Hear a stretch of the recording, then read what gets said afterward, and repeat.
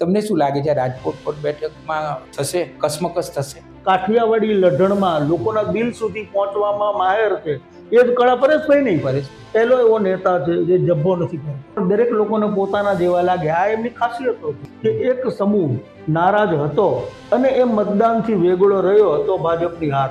એક પક્ષીય મુકાબલો નથી. પરેશ ધાનાણી ઉમેદવાર પણ મજબૂત છે. એમને ભારતીય જનતા પાર્ટીનો મુકાબલો કરતા આવડે છે. અંગત સંબંધો છે, બહુ સારા સંબંધો છે એમના. પ્રોબ્લેમ ખાલી એક જ રહે છે કોંગ્રેસના પક્ષ નેટવર્ક.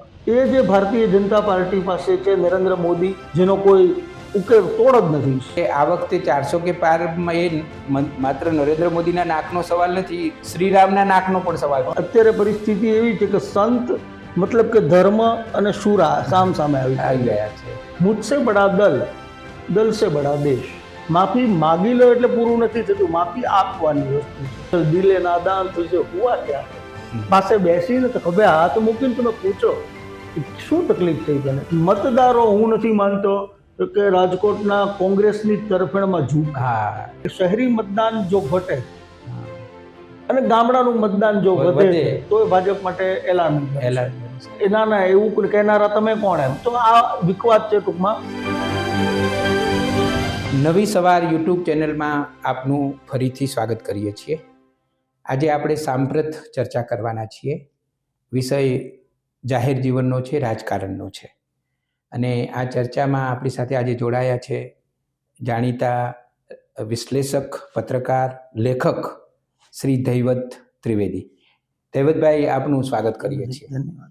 કોણ છે આ દૈવત ત્રિવેદી? દૈવતભાઈ મૂળ રાજુલાના અને કેટલા બધા વતન પ્રેમી કે એમણે અમદાવાદમાં જે પોતાનું ઘર છે એનું નામ રાજુલા આપ્યું છે. આવા એ રાજુલાના પ્રેમી છે. રાજુલાએ આપણને ઘણા બધા વ્યક્તિ વિશેષ આપ્યા છે. એની ચર્ચા ક્યારેક બીજી વાર કરીશું આપણે. દૈવતભાઈ મૂળ તો મિકેનિકલ એન્જિનિયર અને 10 વર્ષ તો મિકેનિકલ એન્જિનિયર તરીકે એમણે કામ પણ કર્યું. પણ નાનપણથી જ એમને લખવા વાંચવાની પ્રીતિ જબરજસ્ત હતી. એ કેવી પ્રીતિ હતી એ પણ તમને કહું કે નિબંધ લખે ને જ્યારે પરીક્ષામાં, તો 2 નિબંધમાંથી 1 નિબંધ લખવાનો કયો હોય તો 2 નિબંધ લખે. અને 2 નિબંધ લખ્યા પછી પરીક્ષકને એવી વિનંતી પણ કરે કે આ 2માંથી તમને જે એક યોગ્ય લાગે એ તમે તપાસી લેજો. આવી એમની ભાષા સજ્જતા અને ભાષા પ્રીતિ.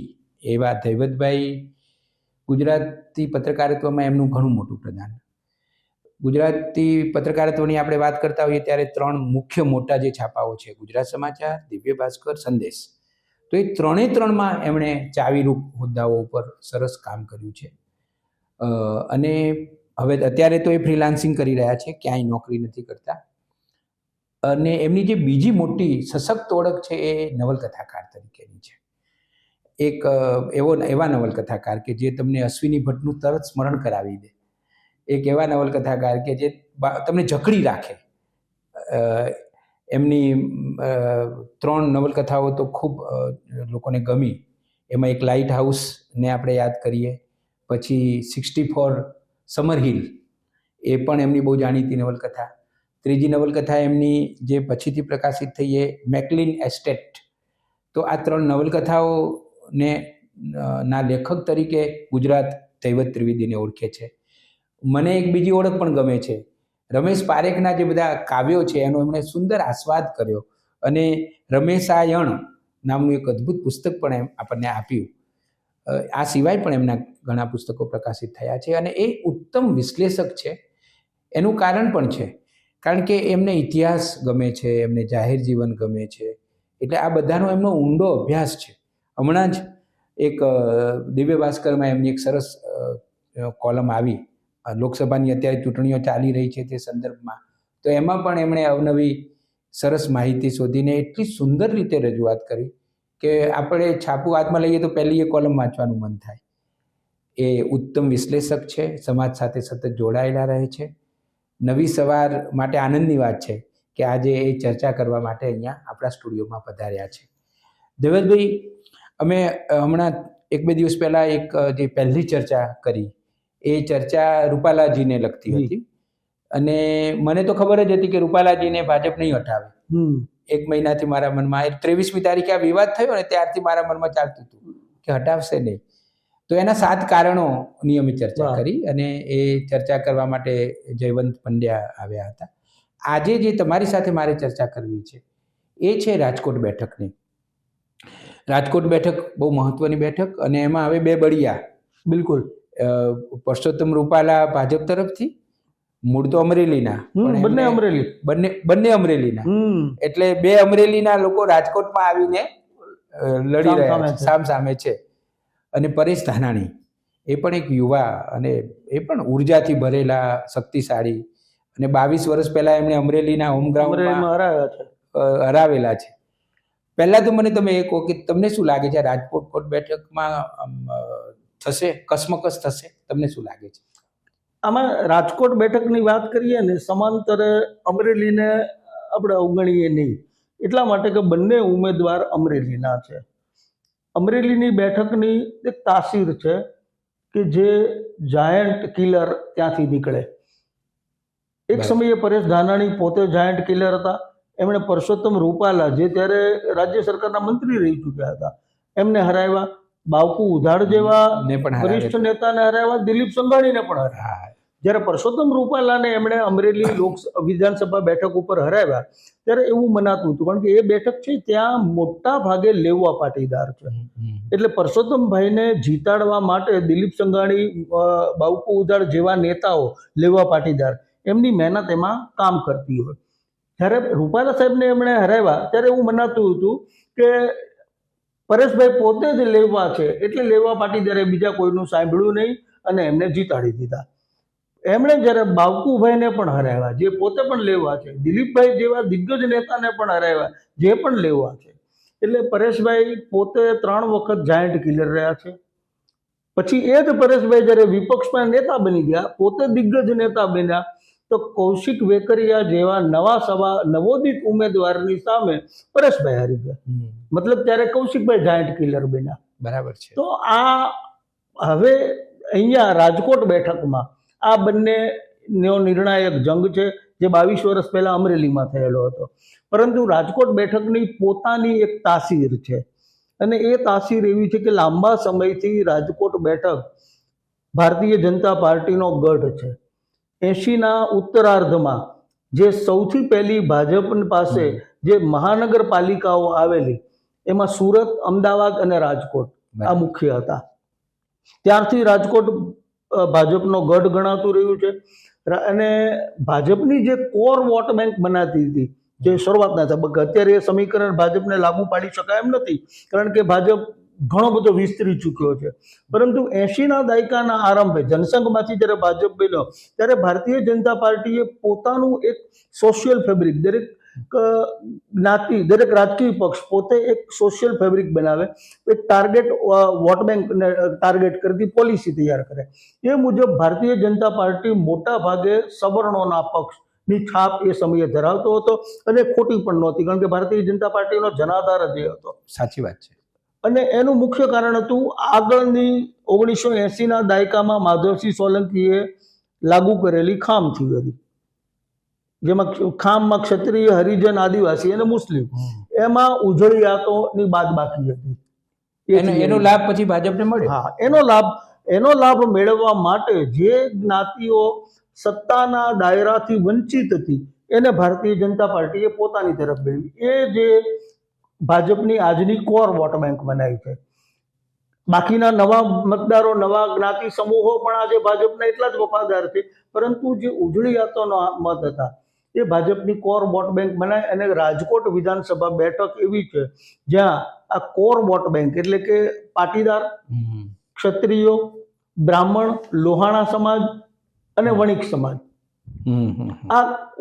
આ જે ભાજપની કોર વોટ બેંક બનાય, એનું પ્રમાણ 48 થી 50% જેટલું છે. આ બધાનો ટોટલ બરાબર છે, એકદમ બરાબર છે. એટલે ભારતીય જનતા પાર્ટી રાજકોટમાં હંમેશા અજેય રહી છે, લાંબા માર્જિનથી જીતતી રહી છે. ભારતીય જનતા પાર્ટીના કોઈ પણ ઉમેદવાર હોય, એક વખત જે 2009નો દાખલો બન્યો હતો કે કિરણ ભાલોડિયાને ઉમેદવારી એમણે ભારતીય જનતા પાર્ટીએ પસંદ કર્યા, અને સ્થાનિક સ્તરે એની જે નારાજગી હતી, સ્થાનિક એ વખતે કોંગ્રેસ પક્ષ જીતી ગયું. હા, અને સામે કુંવરજીભાઈ હતા. બરાબર. કારણ કે આ બેઠક ઉપર કોળી ઉમેદવારોની ટકાવારી પણ નોંધપાત્ર હતી. નોંધપાત્ર છે એટલે કુંવરજીભાઈ જૂનું ખામ સમીકરણ લાગુ કરી શક્યા અને જીતી ગયા. અને જીતી પણ ગયા, કારણ કે પાટીદારોની નારાજગી કિરણભાઈ સામેની હતી એ કુંવરજીભાઈને ફળી. એમણે કુંવરજીભાઈને એટલા મોટા પ્રમાણમાં મત નથી આપ્યા, પરંતુ એ મતદાનથી જ વેગળા રહ્યા. વેગળા રહ્યા. પણ એ જે વેગળા રહેવાના કારણે નુકસાન થયું. આ 2009નું ઉદાહરણ આ વખતે યાદ એટલે રાખવું પડે એમ છે કે એક સમૂહ નારાજ હતો અને એ મતદાનથી વેગળો રહ્યો તો ભાજપની હાર થઈ. સામેના ઉમેદવારે 2009માં ખામ થિયરી ને જ મજબૂત બનાવી, સ્ટ્રેન્થન કરી. બરાબર છે. એમાં શું આવ્યું, એને ક્ષત્રિય, હરિજન, આદિવાસી, મુસ્લિમ, એ બેઠક ઉપર આદિવાસી તો છે નહીં, પરંતુ દલિત, કોળી જે ખામ થિયરીના હિસ્સામાં નહોતા, પરંતુ કોળી, મુસ્લિમ, આ બે અને દલિત, આ ત્રણ વોટ બેંકને જો પરેશ ધાનાણી સાધી શકે, અને પોતે લેવા પાટીદાર છે અને લેવાના મત થોડા વધારે પણ. હા, લેવાના મત ત્યાં 3.5 લાખ જેટલા છે. 3 લાખ તો ઓછામાં ઓછા 3.3 આસપાસ. એ લેવા મતદારોને પણ જો સાધી શકે તો ક્ષત્રિયોની નારાજગી ચોક્કસપણે ભારતીય જનતા પાર્ટીને નડી શકે. એટલે એક પક્ષીય મુકાબલો નથી. ના, બિલકુલ નહીં. એટલે આપણે એમ કહી શકીએ કે રાજકોટની લોકસભાની ચૂંટણીનું રિઝલ્ટ શું આવશે, હા, એની ઇંતજારી છેક સુધી રહેશે. અને આખા હું માનું છું ગુજરાત જ નહીં, ભારતભરમાં આ વખતે રાજકોટ બેઠક અત્યારે સૌથી બધું છેક સુધી ધ્યાન રહેશે બધાનું એના ઉપર. કારણ કે પરેશ ધાનાણી ઉમેદવાર પણ મજબૂત છે, બીજું આક્રમક છે, એમને ભારતીય જનતા પાર્ટીનો મુકાબલો કરતા આવડે છે, આટલા વર્ષોનો અનુભવ છે. પરસોત્તમ રૂપાલાની સામે પણ એમને ફાવટ છે એમને, કારણ કે વર્ષોનો પરિચય છે, ઘનિષ્ઠતા છે, અંગત સંબંધો છે, બહુ સારા સંબંધો છે એમના. પ્રોબ્લેમ ખાલી એક જ રહે છે કોંગ્રેસના પક્ષે અથવા ભારતીય જનતા પાર્ટી માટે પ્લસ પોઈન્ટ કહી શકાય, નેટવર્ક અને નેતૃત્વ. એ જે ભારતીય જનતા પાર્ટી પાસે છે, નરેન્દ્ર મોદીનો કરિશ્મા, જેનો કોઈ ઉકેલ તોડ જ નથી. સૌરાષ્ટ્રની ભાષામાં મને ઘણીવાર એવું પણ લાગે છે કે હું ઘણીવાર એવું બોલું પણ છું, કહું છું કે આ વખતે 400 કે પારમાં એ માત્ર નરેન્દ્ર મોદીના નાકનો સવાલ નથી, શ્રીરામના નાકનો પણ સવાલ છે. કારણ કે શ્રીરામનું મંદિર બન્યું અયોધ્યામાં, એ પછીની આ લોકસભાની પહેલી ચૂંટણી છે. અને ગુજરાતમાં તો જે હિન્દુત્વની આખી વાત છે, અને એ તો પ્રયોગશાળા પણ ભાજપ માટે રહ્યું છે.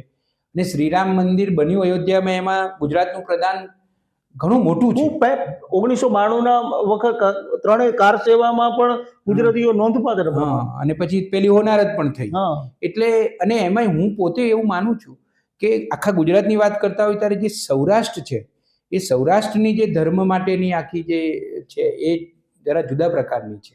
અને એમાં રાજકોટ, કેશુબાપા ત્યાંથી મુખ્યમંત્રી તરીકે તમને મળ્યા, વિજય રૂપાણી પણ મને લાગે છે કે ત્યાંથી રાજકોટના જ.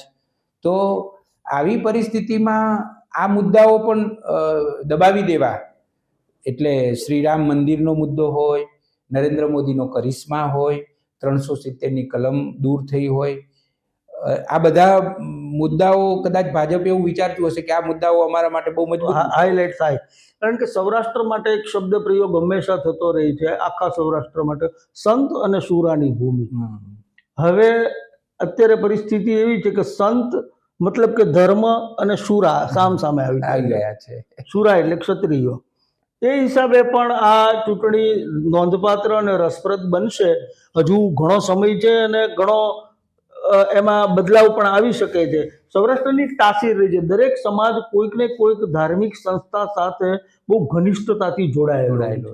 દરેક સમાજ, તમે કોઈ પણ સમાજનું નામ બોલો તો એના એક આશ્રમ, એક ગાદીપતિ, એક ગુરુ ક્યાંક ને ક્યાંક હોય સૌરાષ્ટ્રમાં. એટલે અને મોટા ભાગના ધાર્મિક સ્થળો સાથે ભારતીય જનતા પાર્ટી પક્ષ તરીકે, કાર્યકરો તરીકે અને સરકાર તરીકે પણ મજબૂત રીતે જોડાયેલા હોય છે. પવિત્ર યાત્રાધામ વિકાસ બોર્ડ સરકારનો એક વિભાગ છે જે આવા યાત્રાધામોના વિકાસની કામગીરી કરે. સૌરાષ્ટ્રના દરેક સમાજના જે પ્રભાવક તીર્થક્ષેત્રો, ધર્મક્ષેત્રો છે, એને વિકસાવવામાં પવિત્ર યાત્રાધામ વિકાસ બોર્ડ બહુ ઝીણવટપૂર્વક આ નીતિથી કામ કરે છે કે આ સમાજ પોતાની સાથે જોડાય. સાચું. સ્વાભાવિક છે, મારો જે આરાધ્ય ધર્મસ્થાન છે એ ધર્મસ્થાનનો વિકાસ જો સરકાર કરતું હોય, મોટા પ્રમાણમાં ગ્રાન્ટ આપતું હોય, તો હું સરકાર પ્રત્યે મારો રાજીપો જોવાનો છે. સાચી વાત છે. આ નીતિ ભારતીય જનતા પાર્ટીએ સૌરાષ્ટ્રમાં બહુ જ સફળતાપૂર્વક અજમાવી છે. હમણાં તમે જુઓ, ક્ષત્રિયોની નારાજગી છે, પરંતુ શાસક કોમ જે કહેવાય એમાં ક્ષત્રિયો, ગરાસિયા ક્ષત્રિયો છે. આ ગરાસિયા ક્ષત્રિયો ઉપરાંત કાઠી ક્ષત્રિય સમાજ પણ છે, જે પણ સત્તા ઉપર હતો, એમના પણ રજવાડા હતા.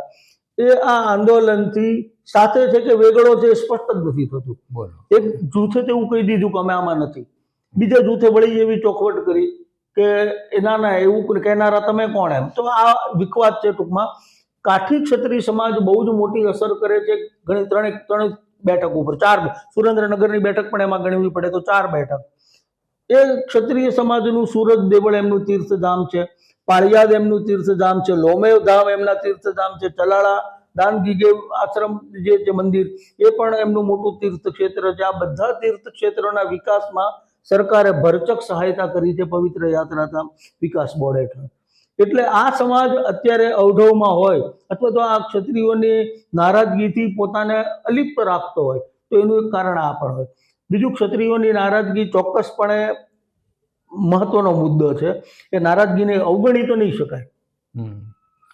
અત્યાર સુધી અવગણી સરકારે મક્કમતા દાખવી, પાર્ટીએ મક્કમતા દાખવી અને રૂપાલાનું નામાંકન એમણે રદ ન કર્યું.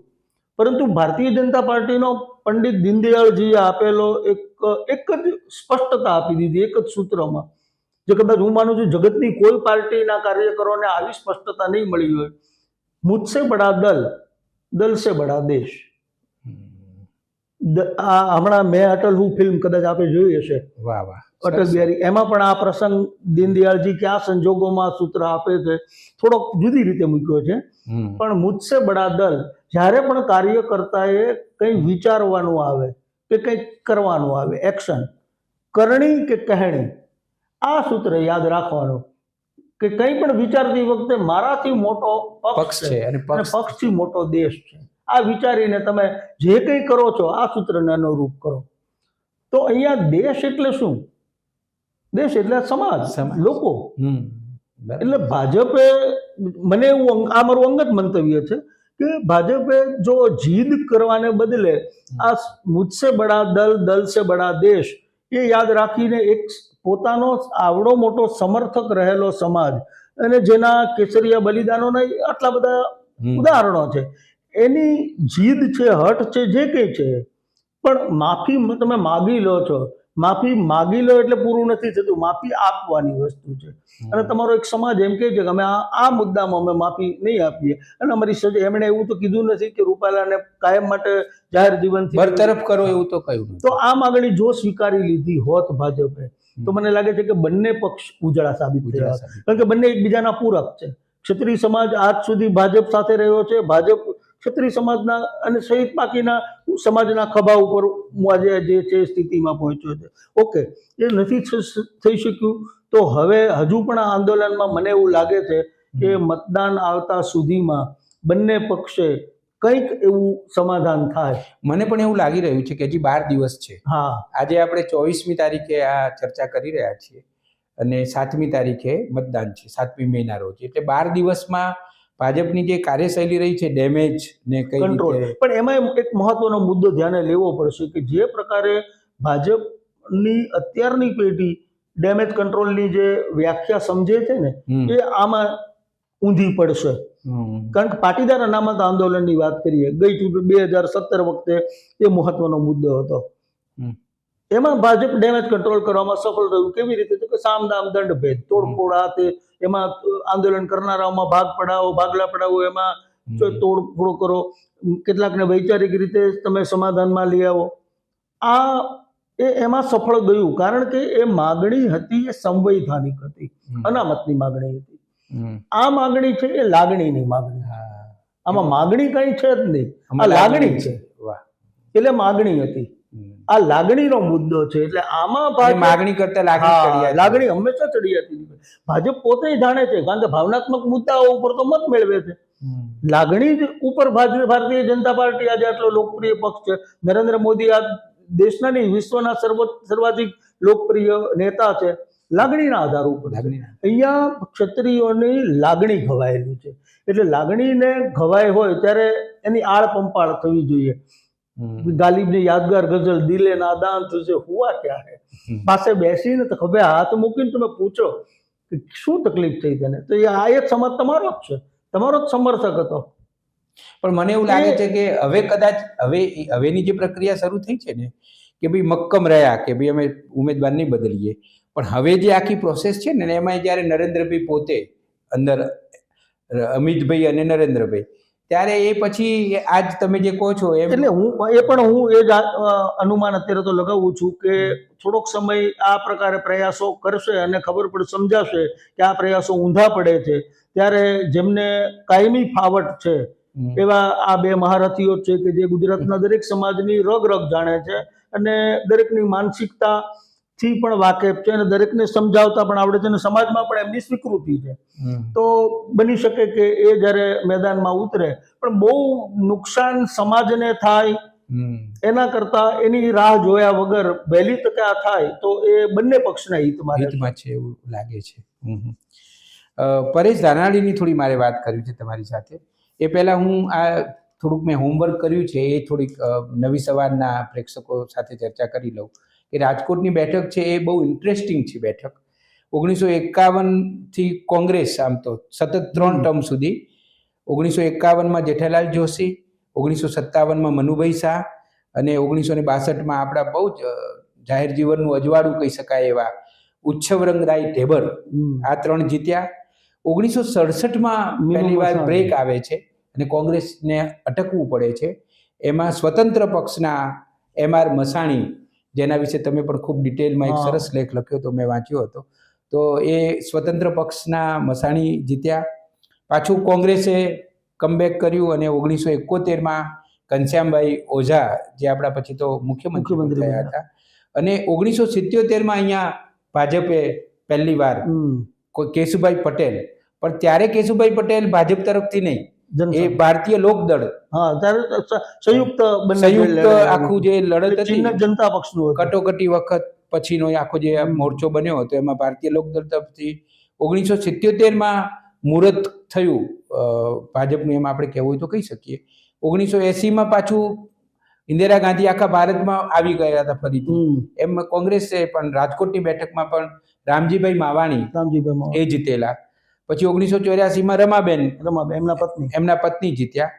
1989માં શિવલાલ વેકરિયા, 1991માં પણ એ પાછા રિપીટ થયા. 1996થી ડોક્ટર વલ્લભ કથિરિયા, જે રાજકોટમાં રહે છે અને એ તો કેન્દ્રમાં મંત્રી પણ બન્યા, અને એ સળંગ 4 વખત સુધી 96, 98, 99 અને 2004 એમાં ડોક્ટર વલ્લભ કથિરિયાએ ભારતીય જનતા પક્ષને ત્યાં જીતાડ્યા. પાછું 2009માં તમે હમણાં વાત કરી એમ કોંગ્રેસ 25,000 મતોથી જીતેલી, પણ કુંવરજીભાઈ એ બાજી મારેલી ત્યારે. 2014થી મોહનભાઈ કુંડારિયા અને 2019માં પણ એમને ભારતીય જનતા પક્ષે રિપીટ કરેલા, અને હવે 2024 તો એમાં મોહનભાઈને બદલે હવે એમણે અમરેલીથી પુરુષોત્તમભાઈને બોલાવ્યા. હવે મતદાનની વાત કરીએ તો લગભગ 21 લાખ મતદારો છે, એમાં અડધા લગભગ છે 11 લાખ પુરુષો છે અને 10 લાખ જેટલી બહેનો છે, અને 9 ઉમેદવારો છે. 9 ઉમેદવારો છે, એમાં મુખ્ય 2 ઉમેદવારો જ છે. આ તો એક તમે બહુજન સમાજ પાર્ટીના ચમનભાઈ સવસાણી પણ ઊભા રહ્યા છે, પણ મોટા ભાગે તો મુકાબલો તો આ 2 વચ્ચે થવાનો છે. અને 42,000 યુવાનો એવા છે જે પહેલી વાર રાજકોટ બેઠક ઉપર મતદાન કરવાના છે. ટકાવારી જે અત્યારે મને મળી છે એ જોઈએ તો 12 લાખ જેટલા પાટીદાર મતો છે. 21 લાખમાંથી 12 લાખ પાટીદાર છે, એટલે લગભગ 29% મતો પાટીદારો પાસે છે. એટલે આ પાટીદારોની ધરખમ બેઠક કહી શકો તમે. 16% કોળી સમુદાય છે, 6% જેટલો ક્ષત્રિય સમાજ છે, 6% જેટલો દલિત વાલ્મીકી સમાજ છે, અને 43% અન્ય સમાજ છે. આ પણ મહત્વનું છે. અન્ય સમાજમાં લોહાણાઓ ને અન્યમાં મહત્વનું એ છે કે ત્યાં રાજકોટમાં બ્રાહ્મણ, લોહાણા અને વણિક આ ત્રણનું પ્રમાણ ઘણું જ ઊંચું છે. હા, તો આ 43%માં હા, સૌરાષ્ટ્રમાં એ જે 43% તમે જે અન્યનો આંકડો લો છો એમાંથી 25% ઉજળિયાત છે, ઓહો. બ્રાહ્મણ, વાણિયા અને લોહાણા. અને એનું પાછું સંખ્યાત્મક નહીં, એમનો સામાજિક પ્રભાવ પણ બહુ ઊંચો છે. કારણ કે સ્વાભાવિક છે કે આ સમુદાય આર્થિક રીતે સદ્ધર છે, એટલે જાત ભાતના સેવા કાર્યો સાથે સંકળાયેલા હોય, સેવા કાર્યોનો લાભાર્થી સમાજ જે હોય એના ઉપર પણ આનો પ્રભાવ હોય, એ બીજી કોઈ જ્ઞાતિના હોઈ શકે. એટલે સંખ્યાત્મક રીતે એટલા જેટલા છે એનાથી પણ વધારે પ્રભાવની દ્રષ્ટિએ નોંધપાત્ર છે. પરેશ ધાનાણી મુકાબલો કરશે અને લડત આપશે, એમાં બીજા કયા ફેક્ટરો તમે જુઓ છો? એક તો તમે શરૂઆતમાં થોડી વાત કરી, પણ આ વખતે બીજી કઈ બાબતો છે જે કદાચ એમને વધારે મદદ કરે?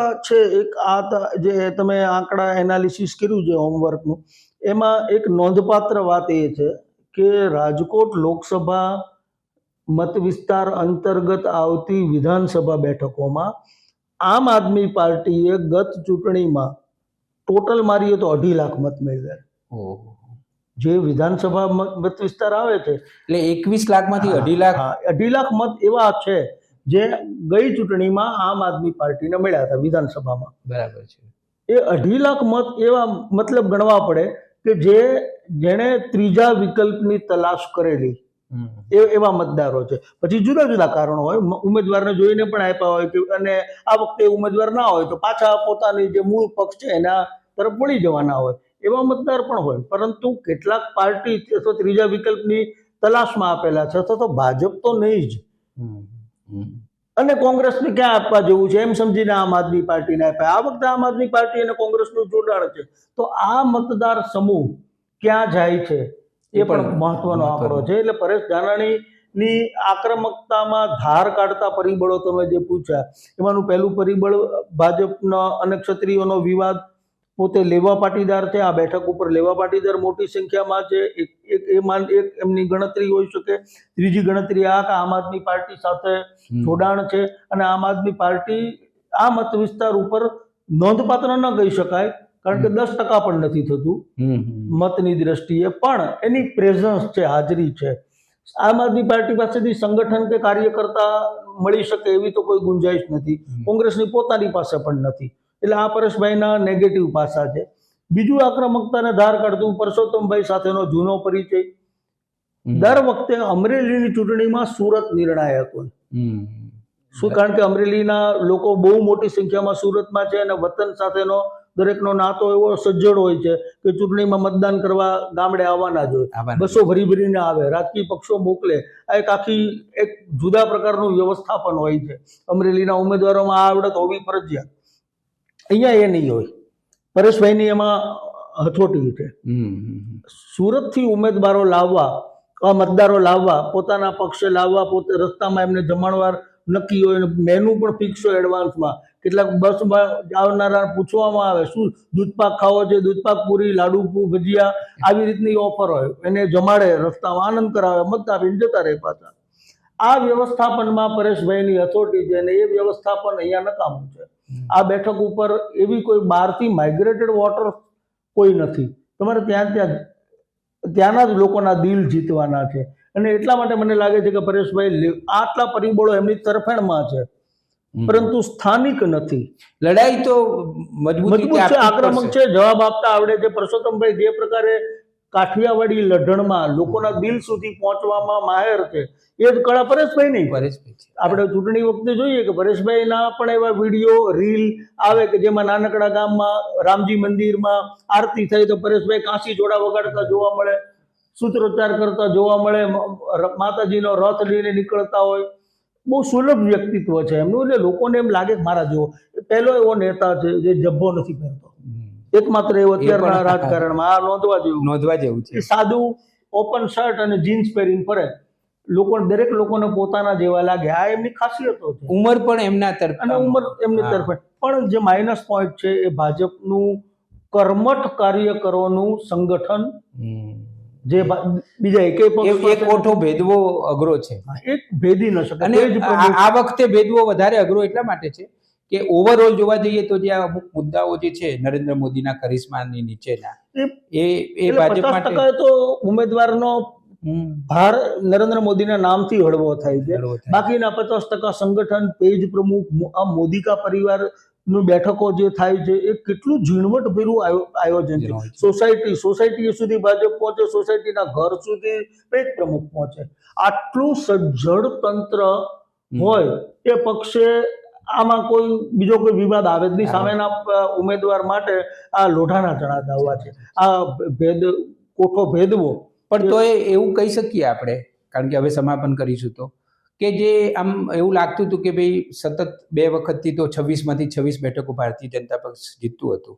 આ વખતે 2024માં 26માંથી એકનું તો રિઝલ્ટ આવી ગયું બિનહરીફ સુરતમાંથી. એટલે હવે 25માંથી 25 લાવવાની વાત છે. ત્યારે કેટલીક બેઠકો એવી છે કે જેના રિઝલ્ટ જાણવામાં બધાને રસ પડવાનો છે. એવી જે થોડીક 5-1 બેઠકો તો છે જ, કે એ બેઠકોમાં ભારતીય જનતા પક્ષ એકપક્ષી રીતે જીતી જ જશે એવું દેખાતું નથી. તો એમાંની એક બેઠક હવે રાજકોટ ઉમેરાઈ. પહેલા નહોતી પણ હવે થઈ. હજુ પણ રાજકોટમાં મારું અંગત આકલન એવું છે કે રાજકોટ બેઠક ઉપર રસાકસી થાય, ચૂંટણીનો માહોલ સખત જામેલો રહેશે. પરંતુ મતદારો, હું નથી માનતો કે રાજકોટના કોંગ્રેસની તરફેણમાં ઝૂક, કારણ કે ટેવાયેલા છે, માનસિકતા ઘડાયેલી છે. માત્ર ક્ષત્રિયોની નારા, એક જ રાઇડર, જે આપણે ફૂદડી મૂકીએ ને શરતો લાગુ, એમાં એવી શરત આ એક જ છે કે પરેશભાઈ જો દલિત, મુસ્લિમ વોટ અને કોળી વોટ બેંકમાં ફાચર પાડે અને પોતાના લેવા પાટીદારના મત મેળવી શકે તો થાય. ફાઇટ છે. નહીંતર તો આ લોકો ભાજપ વાળા કચકચાઈને મહેનત કરે તો કદાચ શક્ય. એવું મોટા ભાગે એવું બનતું હોય, જ્યારે પાટીદારોની નારાજગી હતી ત્યારે લોકોનો સ્વયંભૂ ભાજપ પ્રત્યેની સહાનુભૂતિ એવી છે કે અધર એના વોટ જે છે ભારતીય જનતા પાર્ટીની તરફેણમાં જાય. જ્યારે ભાજપ કોઈ મુશ્કેલીમાં મુકાતો દેખાય ત્યારે એમના સમર્થકો કચકચાવીને મતદાન કરતા હોય છે. એવું પણ બને. એટલે આ વખતે એ જોવું પડે કે શહેરી મતદાન જો ઘટે અને ગામડાનું મતદાન જો વધે તો એ ભાજપ માટે એલાન બની શકે. ચર્ચા સરસ રીતે થઈ. દૈવતભાઈ આજે આવ્યા અને ખૂબ સુંદર રીતે ચર્ચા કરી. દૈવતભાઈ, તમારો ખૂબ ખૂબ આભાર માનીએ છીએ. ધન્યવાદ. આ ચર્ચાનો હેતુ મારે એટલો જ બધાને કહેવાનું છે કે છેવટે આપણે આખા વિશ્વની સૌથી મોટી લોકશાહી છીએ. ભારત એ આપણા માટે ગૌરવની વાત છે. પણ જોડે જોડે કેટલીક વસ્તુ એવી પણ છે કે આપણે ધીમે ધીમે એમાંથી બહાર આવવાની જરૂર છે. આ ચર્ચા તો કરી, કારણ કે સાંપ્રત ચર્ચામાં જે મુદ્દાઓ આપણે ચર્ચવાના હોય તો ચર્ચવા જ પડે, ના ચાલે.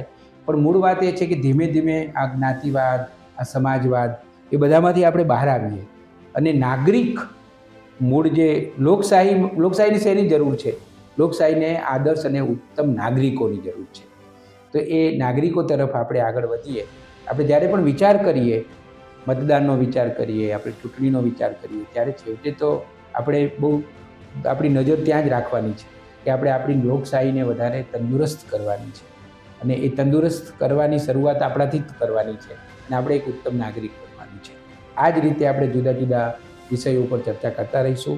બહુ ઝડપથી અમે ચૂંટણી અને પર્યાવરણ, એ જરા નવો વિષય છે, પણ એના ઉપર પણ ચર્ચા કરવાના છીએ. તો તમે નવી સવાર યુટ્યુબ ચેનલ સાથે આ રીતે જોડાયેલા રહેજો. તમને પોઝિટિવ સ્ટોરીઝ ઉપરાંત આ પ્રકારના પણ સાંપ્રત ચર્ચાના વિડીયો પણ જોવા મળશે. આપનો ખૂબ ખૂબ આભાર માનું છું.